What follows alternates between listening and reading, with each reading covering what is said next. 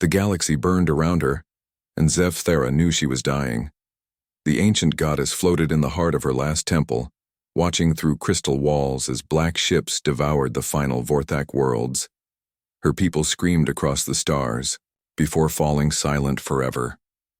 The Devourers had come, just as they always did, just as they had come to 800 other worlds before this one.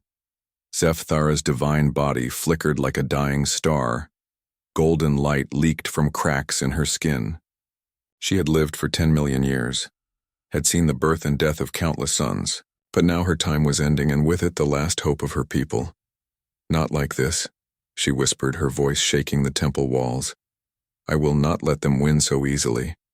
The Devourers were not just destroyers. They were something worse. They ate everything. Planets, stars, life itself. They consumed the very essence of existence and left nothing but cold, empty space behind. No god could stand against them for long.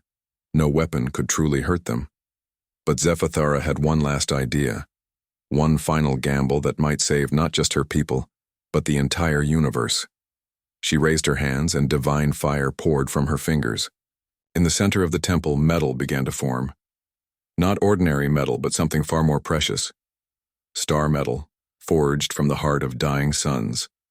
Soul steel, made from the dreams of the dead. God bronze, hammered with the weight of 10 million years of divine will. The weapon took shape slowly. It looked simple at first, just a long blade with strange symbols carved along its edge.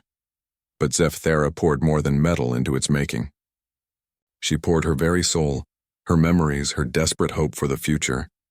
"You will be called Soul Render," she whispered to the weapon, "and you will find the ones who can wield you properly." The temple shook as Devourer ships landed outside. Black creatures with too many teeth poured through the walls, dissolving everything they touched. But Zevthera ignored them. She had work to finish. The Soul Render glowed brighter as she worked. The goddess had learned something important during her long war with the Devourers. Her people, the mighty Vorthak, had been strong and wise and noble, but they had one terrible weakness. When faced with certain death, they accepted it. They died beautifully, with honor and grace. The Devourers loved that. Beautiful deaths fed them more than ugly ones. "No," Zevthera said, her voice growing stronger even as her body grew weaker. "The Soul Render needs something different, someone who refuses to die beautifully, someone who fights dirty and never gives up, even when death is certain." She reached deep into the weapon's heart and planted a seed of pure stubbornness, a refusal to accept defeat that burned like a tiny star. The Soul Render would seek out beings with that same fire in their hearts. Beings who would rather break the universe than bow to its rules. The Devourers reached the inner temple. Their leader, a thing of living shadow with eyes like black holes, stepped forward. "Another god dies today," it said in a voice like grinding stone. "Your weapon cannot save you." Zevthera smiled. Blood ran down her chin, but her eyes blazed with fierce joy. "This weapon is not for me," she said. "It is for someone far more dangerous than I ever was." She raised the Soul Render above her head. The weapon sang with power that made the air itself catch fire. But instead of attacking the Devourers, Zevthera did something they did not expect. She threw it away. The Soul Render shot through the temple wall like a comet. It raced past the Devourer ships, past the dying Vorthak worlds, past the edge of the galaxy itself. As it flew, it sent out a call that only the right kind of being could hear. The call was simple but urgent. "Answer, warrior. Your universe needs you." The Devourer leader snarled and lunged at Zevthera, but she was already fading, her task complete. As the shadows consumed her, she spoke her last words. "I have seen the future, Devourer, and in that future, someone answers the call. Someone who will make you regret ever leaving the void." The goddess died with a smile on her lips. The Soul Render flew on through the darkness between stars. It passed dead worlds and empty systems, all consumed by the Devourers in ages past. The weapon's call echoed through space, searching for the right kind of mind to hear it. Years became decades. Decades became centuries. The weapon flew on, patient as death itself. Sometimes it passed worlds with life on them, but most of these beings were too wise, too peaceful, too willing to accept their fate when the end came. The Soul Render's call passed through them like wind through leaves. On some worlds, the weapon found warriors, brave fighters who would die for their people. But even these fell short. When faced with impossible odds, they chose noble sacrifice over desperate victory. They were heroes, but not the kind of hero the universe needed. The weapon began to despair. Perhaps Zeph-Thara had been wrong. Perhaps no species existed with the right combination of stubbornness and fury to wield the Soul Render properly. Then, after flying for over 3,000 years, the weapon sensed something different. A small blue world orbited a young yellow star. The creatures living there were strange. They were not the strongest or the smartest beings the Soul Render had encountered. They had short lives and weak bodies. Their technology was primitive, barely beyond stone and metal. But when the weapon sent out its call, something answered back. It was not one voice, but many. Thousands of minds touched by the weapon's power and filled with the same burning stubbornness that Zeph-Thara had planted in its heart. These creatures, these humans, had something the Soul Render had never encountered before. They were absolutely, completely, magnificently unwilling to quit. The weapon watched through time as humans faced plague and war and disaster. It saw them build cities just to watch them burn, then build them again. It saw them sail across deadly oceans and climb impossible mountains just because they were there. It saw them fight hopeless battles against enemies they could never defeat, and somehow find ways to win anyway. Best of all, it saw them refuse to die beautifully. When humans died, they died angry and spitting and trying to take their enemies with them. Even their greatest heroes were stubborn, angry, and completely unreasonable when told something was impossible. The Soul Render's call grew stronger. It began to change course, drawn toward this strange little world and its magnificent, stubborn inhabitants. The weapon crashed into the earth with the force of a falling star. It buried itself deep in red dirt under a burning sun, in a land that would one day be called Australia. There it waited, hidden but calling, sending its message out to any human who might listen. The call was simple. The universe is in danger. You are needed. Will you answer? For 3,000 more years, the humans were too primitive to hear it clearly. But the weapon was patient. It had seen what these creatures were capable of. When they were ready, one of them would find it. One of them would listen to its call. And when that happened, the Devourers would learn what Zeph-Thara had known in her final moments. Humanity did not know how to give up.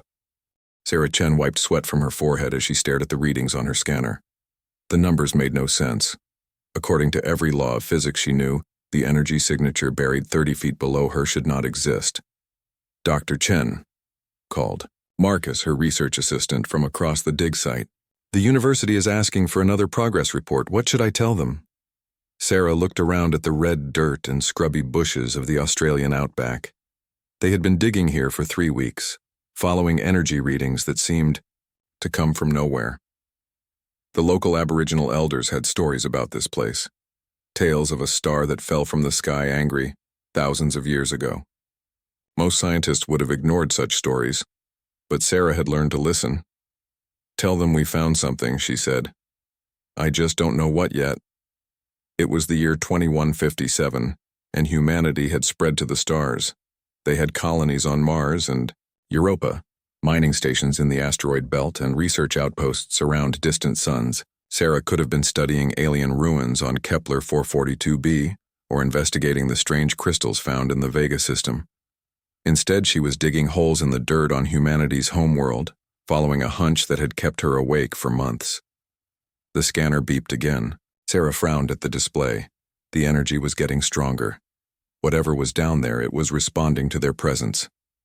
Marcus, fire up the big excavator, she called. We're going deeper. 2 days later, Sarah's shovel struck something. That was definitely not rock. She knelt in the hole they had dug, brushing dirt away from something smooth and metallic. At first she thought it might be part of an old satellite or space debris. But as more of the object became visible, she realized this was something far older and far more complex. The weapon was beautiful. That was Sarah's first thought when she finally saw it completely. It looked like a sword, but made from metal that seemed to shift color in the light. Strange symbols ran along its blade, glowing faintly with their own inner fire. "My God," whispered Marcus from above. "What is it?" "I don't know," Sarah said. But even as she spoke, something deep in her mind whispered that she was lying. Some part of her recognized this thing, as if she had been looking for it her entire life, without knowing it. Sarah reached out to touch the weapon. The moment her fingers brushed its surface, the world exploded. Light poured into her mind. Not the gentle light of the sun, but the fierce burning light of stars being born and dying. Images flashed before her eyes faster than thought. She saw vast cities among the clouds, beings of living crystal singing songs that held reality together, and great ships sailing between the galaxies like whales through an endless ocean. She saw the Devourers. They came from the space between spaces, from the dark places where light had never been. They were hunger given form, emptiness with teeth. They ate worlds and stars and dreams, leaving nothing behind but cold, empty void. They had been feeding for longer than humans had existed, growing stronger with each meal. Sarah screamed as the visions continued. She saw world after world falling to the Devourers, civilizations that had existed for millions of years, snuffed out in moments.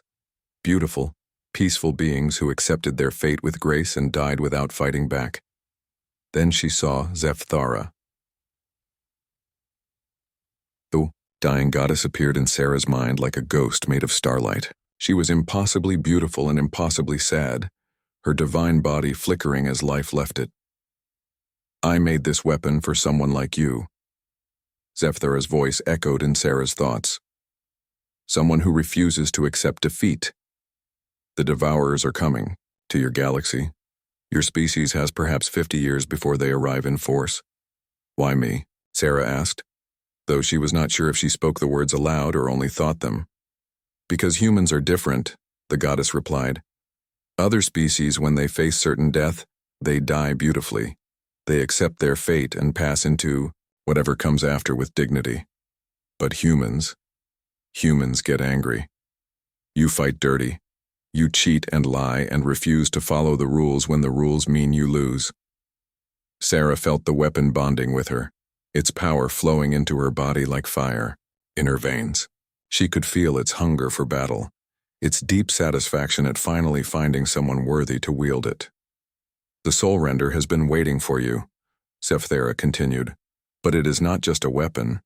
It is a forge that can remake your entire species. The Devourers have never faced beings like humans before. They do not understand what you are capable of when you refuse to die quietly." The visions began to fade, but Zepthara's voice grew stronger. "Remember this, Sarah Chen. The weapon chose you not because you are the strongest or the smartest of your kind. It chose you because you are the most stubborn. And stubbornness, more than any other quality, is what the universe needs right now." Sarah opened her eyes to find herself lying in the dirt, the weapon clutched in her hands. Marcus was shaking her, his face pale with worry. Sarah, wake up.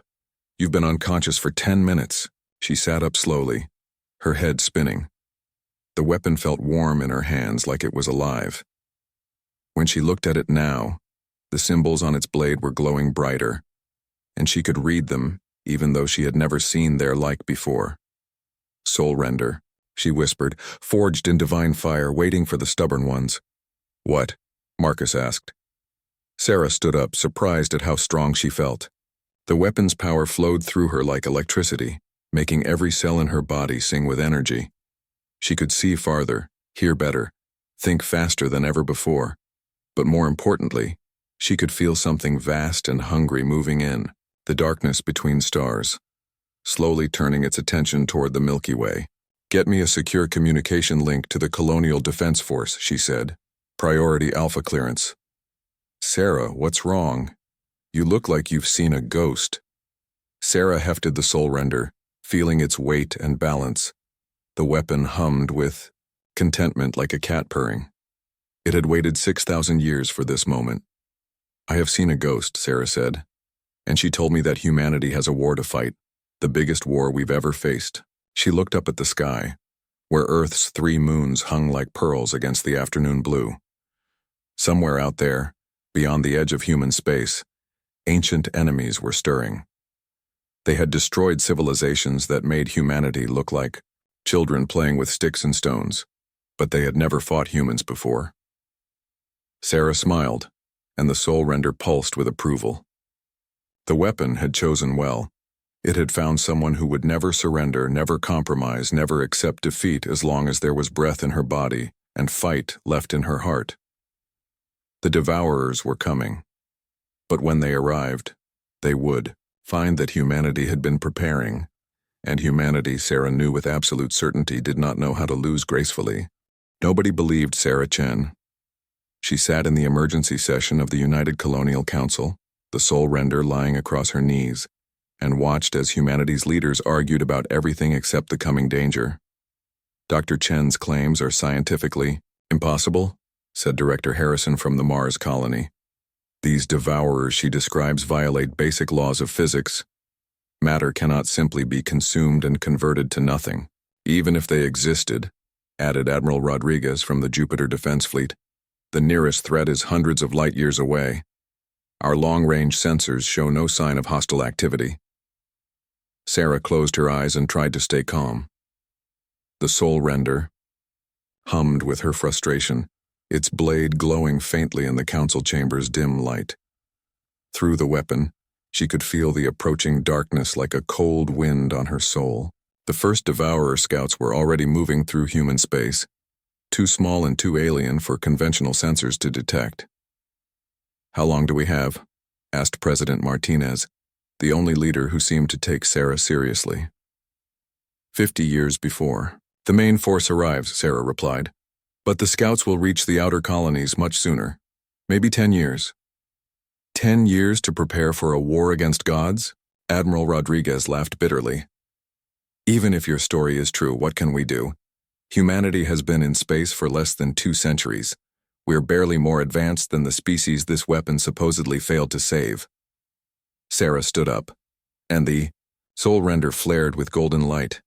Every person in the room felt it, a pressure in their minds like the moment before a thunderstorm breaks. "The other species failed because they gave up," she said. "They faced the devourers and decided the fight was hopeless, so they died beautifully and fed the enemy. But humans don't die beautifully. We die angry, spitting, and trying to take our enemies with us." She held up the weapon, and its light grew brighter. "This isn't just a sword. It's a forge that can remake our entire species. It can give us the power to fight back, but only if we're willing to change." "Change how?" President Martinez asked. Sarah felt the soul render's knowledge flow through her mind. The weapon had been studying humanity for 6,000 years, learning their strengths and weaknesses. It knew exactly what they were capable of. "The weapon can create others like itself," she explained. "Smaller artifacts that enhance human abilities. It can also bond with individuals who prove themselves worthy, giving them powers beyond normal human limits.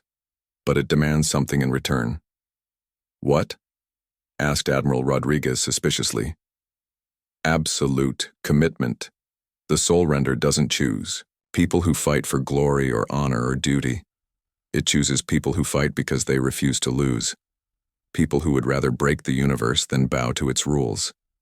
The council chamber fell silent. Sarah could feel their doubt, their fear, their desperate hope that she was wrong about everything. Then the alarms began to sound. Admiral Rodriguez's communication implant chimed urgently. His face went pale as he listened to the incoming message. "No, mining station at Tau Ceti has gone silent," he announced. "Long-range sensors show nothing. The entire system appears to be empty." Sarah felt the soul render grow cold in her hands. "It's starting," she whispered. Over the next 3 years, 12 outer colonies simply vanished. No distress calls, no signs of battle, no debris fields. One day they were there, sending regular communications and shipping reports. The next day they were gone as if they had never existed at all. Fear spread through human space like wildfire. Some colonies began evacuating toward the core worlds. Others armed themselves and prepared for siege. A few simply shut down all communication and hoped the threat would pass them by. But Sarah was not idle during those years. The Soul Render had taught her to listen for the right kind of people. Humans who burned with the same stubborn fire that had attracted the weapon in the first place. She found them everywhere: soldiers who had never retreated, scientists who refused to accept impossible results, engineers who built things that shouldn't work but did anyway.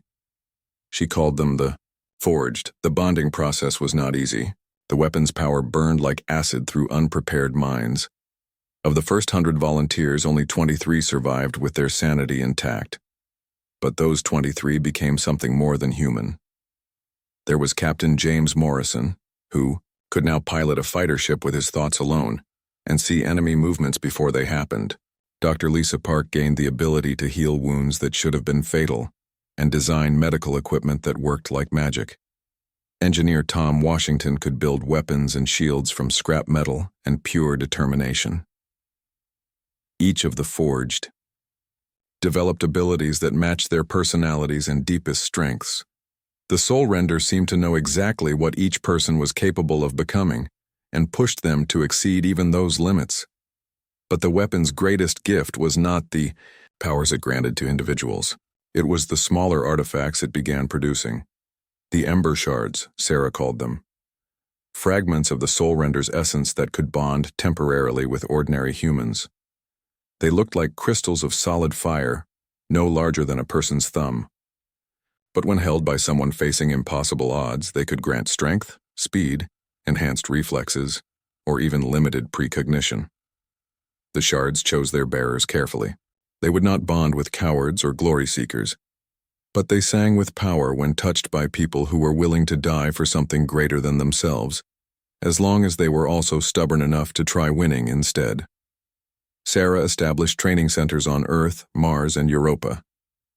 Humans came from across the colonies to learn how to fight with the new weapons, how to work together as teams of enhanced and unenhanced soldiers, how to think tactically about enemies that could devour entire star systems. The first real test came when the Devourer scouts hit the research station at Wolf 359. Unlike the previous vanished colonies, Wolf 359 sent a distress signal before going dark. The message was brief and terrifying. "They're here. God help us, they're beautiful." Admiral Rodriguez led a task force of 30 ships to investigate. Sarah went with them, along with 12 of the forged and 200 Ember Shard bearers. They found Wolf 359's star burning black, its light somehow reversed so that it cast shadows of pure darkness across space. The Devourers were waiting for them. Sarah had seen them in the visions the Soul Render showed her, but reality was worse than memory. The creatures were not solid in any way humans understood. They were spaces where space should not be, absences that hurt to look at directly. They moved through vacuum like sharks through water, and wherever they passed, matter simply ceased to exist. The first wave of human ships opened fire with plasma cannons and nuclear torpedoes. The weapons passed through the Devourers without effect, their energy absorbed and converted to nothing. "Fall back," Admiral Rodriguez ordered. "All ships retreat to jump distance." But Sarah was already moving. The Soul Render blazed with golden fire as she leaped from the flagship's hangar bay into open space. The weapon's power protected her from vacuum and cold, surrounding her with a bubble of breathable air and sustainable warmth. She flew toward the largest devourer like a comet made of pure stubbornness. The creature turned toward her, curious about this tiny mote of light approaching it so fearlessly. Sarah could feel its ancient hunger, its satisfaction at finding new prey to consume. It had eaten so many civilizations that it no longer bothered to learn their names. Sarah raised the Soul Render above her head and spoke words in a language she had never learned, words that the weapon had been waiting 6,000 years to hear again. "By starfire forged and God's steel made, by stubborn will that will not fade, I name you Devourer. I see you, and I deny your claim upon this place." The Soul Render struck the creature, and for the first time in eons, a Devourer felt pain. The battle that followed lasted 18 hours. When it was over, 3 Devourers were dead, and the rest had retreated to whatever dark space they came from. Sarah floated unconscious among the wreckage, the soul render clutched in her hands, its blade now burning with permanent flame. Admiral Rodriguez found her when the rescue ships arrived. "Did we win?" she whispered. "You killed them," he said, wonder in his voice. "3 of them. We saw it happen. The weapons you gave our people actually hurt the others enough to drive them away." Sarah smiled weakly. "Good. Now we know they can die. And if they can die, we can kill them," Admiral Rodriguez finished. "All of them." News of the victory at Wolf 359 spread through human space like wildfire. For the first time since the vanishings began, people had hope. The Devourers could be fought, they could be hurt, they could be killed. Volunteers poured into Sarah's training centers. The Ember Shards multiplied, drawn to humans who burned with the determination to protect their homes and families. The Forged grew in number, each new member adding their unique abilities to humanity's growing arsenal. But Sarah knew the real war was still coming. The Scouts were just the beginning. Somewhere in the darkness between galaxies, the main Devourer fleet was stirring. Millions of the creatures, led by minds so ancient and powerful that they remembered the birth of the universe itself. When they came, they would bring the end of everything, unless humanity proved that stubbornness could triumph over hunger, and that the refusal to give up was stronger than the desire to consume. The main Devourer fleet arrived 47 years after Sarah first touched the Soul Render. They came not as individual ships, but as a wall of darkness that stretched across light years. Where they passed, stars went out. Entire solar systems simply vanished, leaving behind empty space that hurt to look at. The fleet moved slowly but inevitably toward the core of human civilization, consuming everything in its path. Sarah stood on the command deck of Defiance, humanity's largest battleship, and watched the approaching doom through the viewport. She was older now, her hair gone gray from decades of wielding the Soul Render's power. But her eyes still burned with the same stubborn fire that had first attracted the weapon to her. Around her, the greatest fleet humanity had ever assembled, prepared for battle. 10,000 ships from every human colony and outpost, crewed by millions of volunteers. Half of them carried Ember Shards. 2,000 were commanded by the Forged, humans who had bonded with fragments of the Soul Render and gained powers beyond mortal limits. It would not be enough. "Enemy contact in 6 hours," reported Admiral Rodriguez. He was older too, his uniform decorated with ribbons from 100 battles against Devourer scouts. "All ships report ready for combat." Sarah nodded, but did not speak. Through the Soul Render, she could feel the approaching fleet's true size. There were millions of Devourers out there, led by entities so ancient and powerful that they made the scouts look like children. At their head flew the Overmind, the first and greatest of their kind, a creature that had personally consumed over 1,000 galaxies. "Sarah," said Dr. Lisa Park, now the fleet's chief medical officer and one of the most powerful of the Forged. "The weapon is burning brighter than ever. What does that mean?" Sarah looked down at the Soul Render. The blade was wreathed in flames that seemed to burn with the light of every star the Devourers had ever consumed. She could feel the weapon's eagerness for battle, its hunger to finally face the enemies it had been created to destroy. But she could also feel something else. A growing coldness in her own heart, as if the Soul Render was slowly freezing her humanity away. "It means the weapon is preparing for its true purpose," she said quietly. "And so am I." The battle began when the Devourers reached the orbit of Pluto. Humanity's outer defense line opened fire with everything they had. Plasma cannons that could melt asteroids, nuclear missiles that burned like miniature suns, kinetic weapons that struck with the force of falling moons.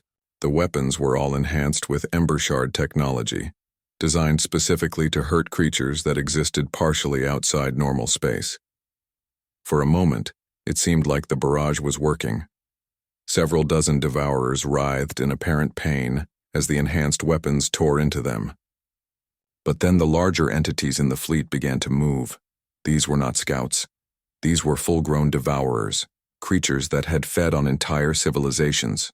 They absorbed the incoming fire like sponges soaking up water, growing larger and stronger with each hit. Then they began to feed on the human ships themselves. Sarah watched in horror as the battleship Indomitable simply ceased to exist. One moment it was there, firing its guns and launching fighters.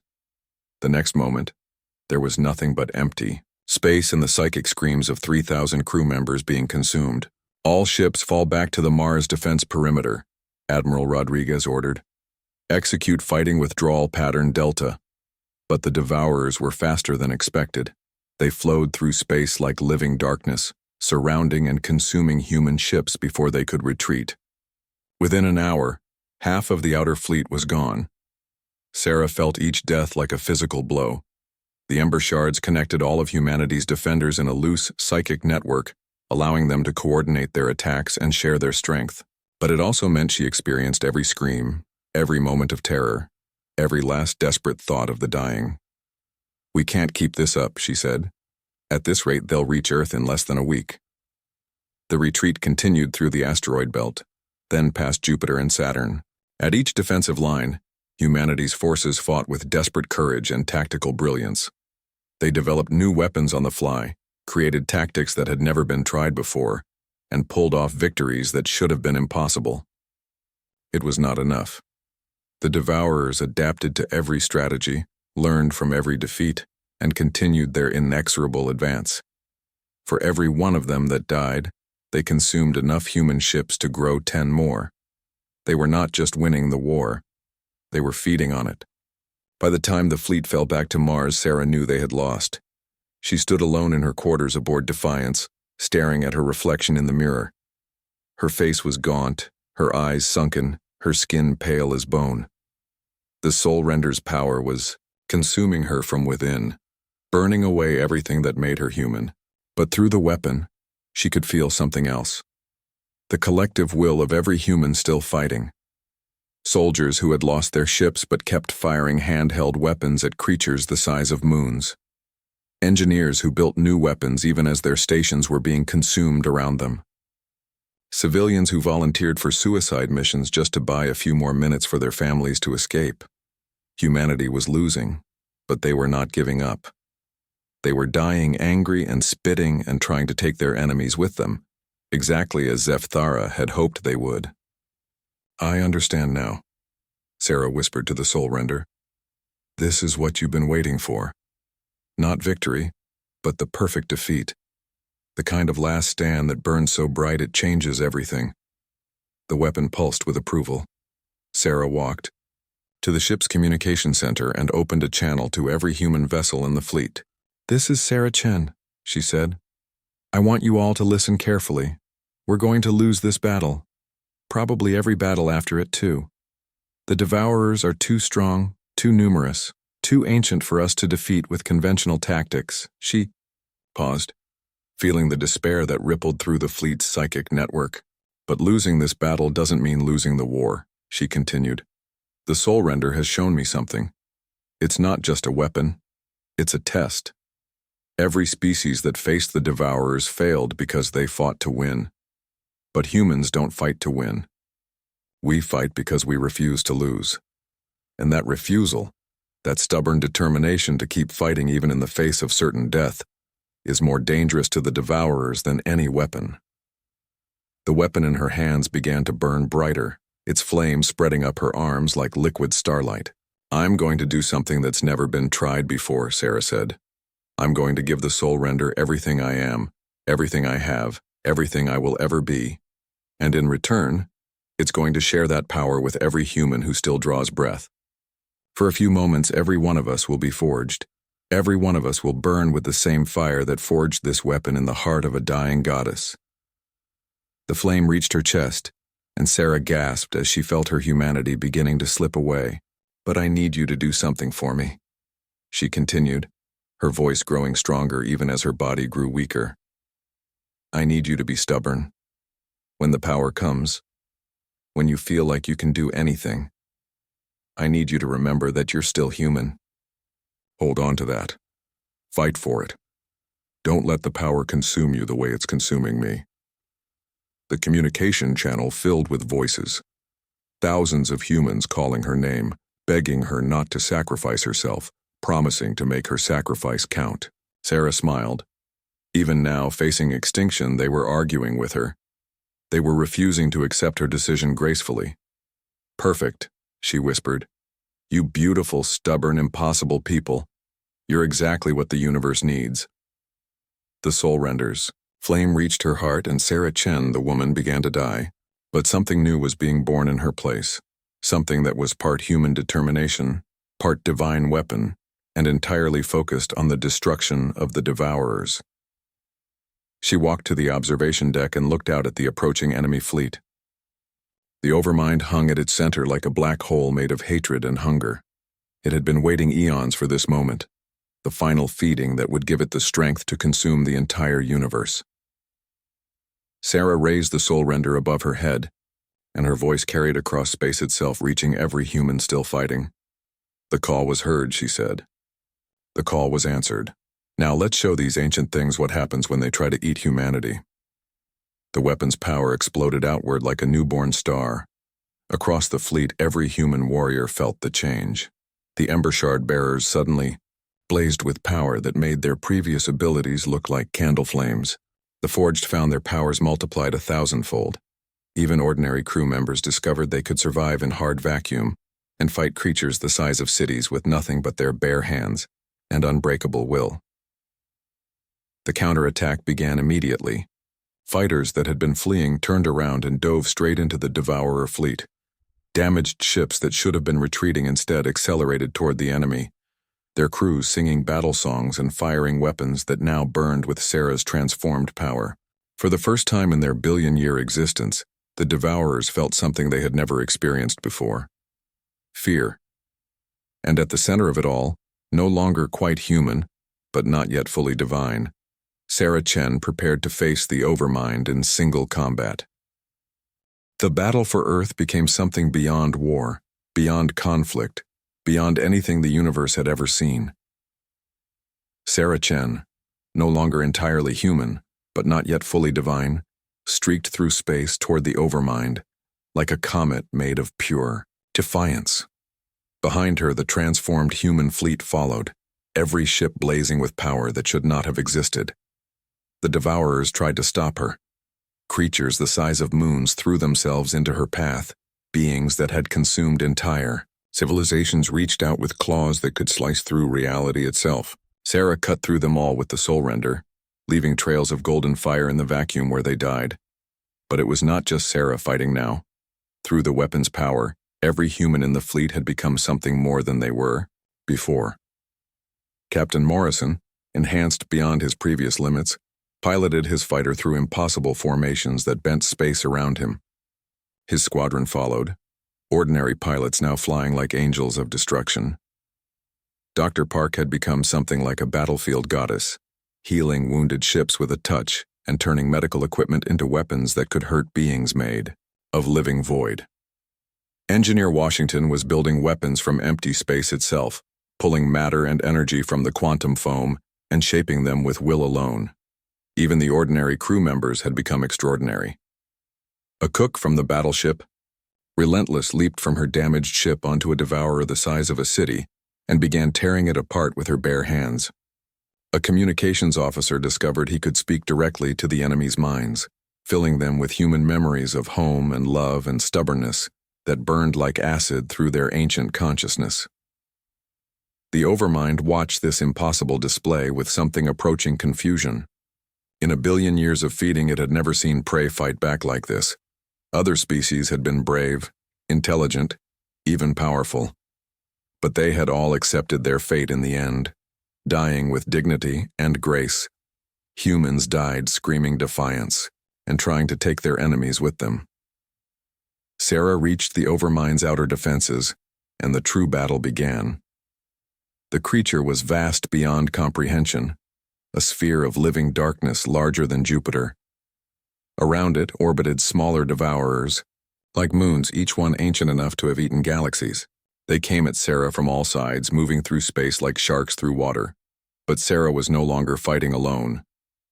The soul render had become something new through its bond with humanity, not just a weapon, but a focal point for every act of human stubbornness that had ever been performed. Every time a human had looked at impossible odds and said, "Watch me do it anyway," that energy had flowed into the weapon. Now it all came pouring out. Sarah fought like a force of nature. The soul render carved through devourer flesh that had never been harmed before, each strike carrying the weight of human refusal to accept defeat. She moved through space as if it were air, her transformed body surrounded by a corona of fire that burned with the light of every star the devourers had ever consumed. But the Overmind was learning. It had survived for so long by adapting to every threat, by becoming stronger than anything that challenged it. As Sarah fought her way through its defenses, the creature began to change. It grew larger, darker, more focused. It stopped trying to consume her and started trying to understand her. When it finally spoke, its voice shook the very structure of space-time.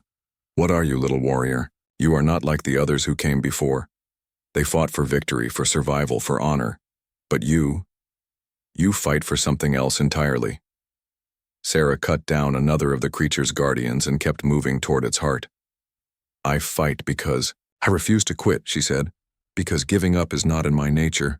Because somewhere behind me there are people depending on me to keep fighting even when the fight is hopeless." "Hopeless," the Overmind repeated, tasting the concept.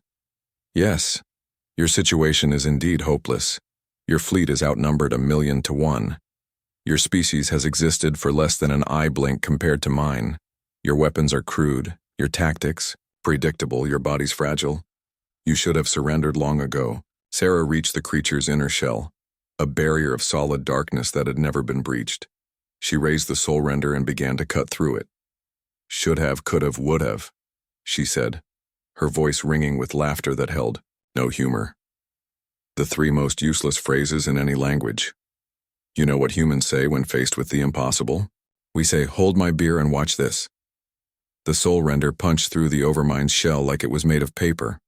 Beyond lay the creature's true heart, a space that existed outside normal reality, filled with the consumed essence of 1,000 dead civilizations.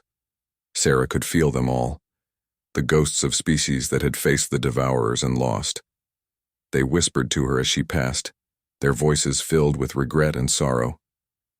"We tried to fight," they said. "We did our best. But it was not enough. How can you succeed where we failed?" "Because I'm not trying to succeed," Sarah replied. "I'm just trying to not fail. There's a difference." At the center of the impossible space, she found the Overmind's true form. It was beautiful in a way that hurt to perceive. A being of pure thought and hunger shaped like a star made of living shadow. Around it swirled the dreams and hopes of every civilization it had ever consumed, all of them slowly dissolving into nothingness. "I remember when I was young," the Overmind said, its voice now almost gentle. "Before the hunger became everything.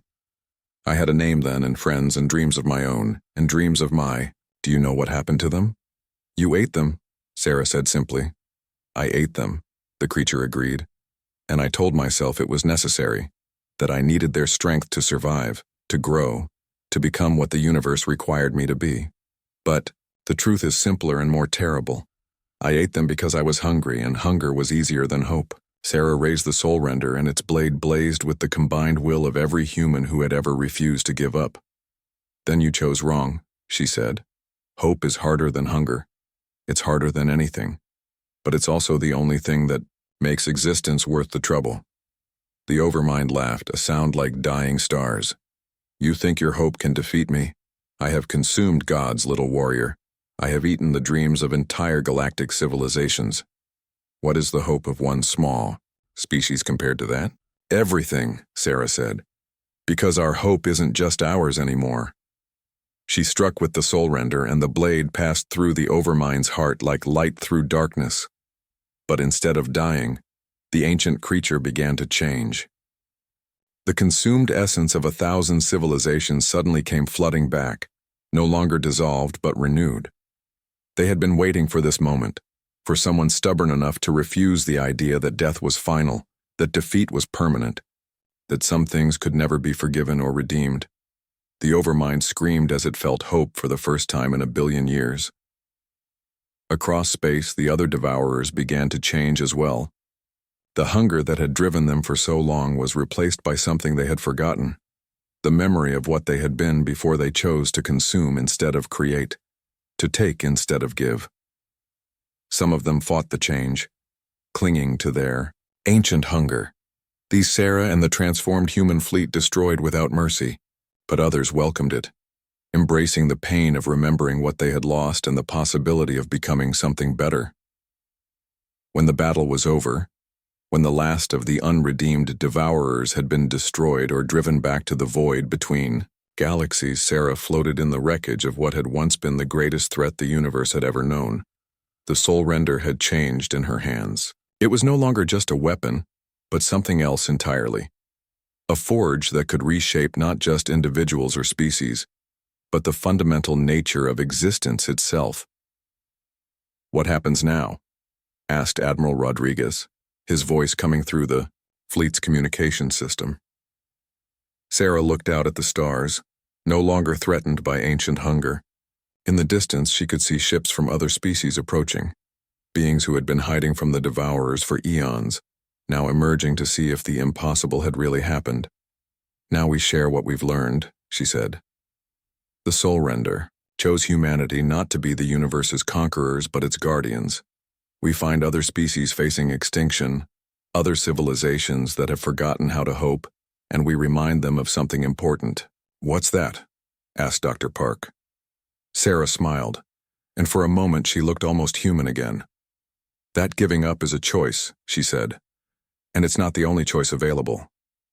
The weapon in her hands pulsed with warm light, and across the galaxy, other species began to hear a new call. Not the desperate cry of a dying goddess, but the confident voice of beings who had looked at impossible odds and decided to fight anyway. The call was simple but powerful. The universe is vast and dangerous, and full of things that want to destroy you, but you are not alone, and you do not have to face them alone. We are humanity, and we have learned something important. Hope is stronger than hunger. Stubbornness is. Will you answer the call? Across the cosmos, in 1,000 different languages, the response came back. Yes. The age of the devourers was over. The age of the guardians had begun. And at its heart stood a species that had never learned how to lose gracefully, led by a woman who had chosen to become something.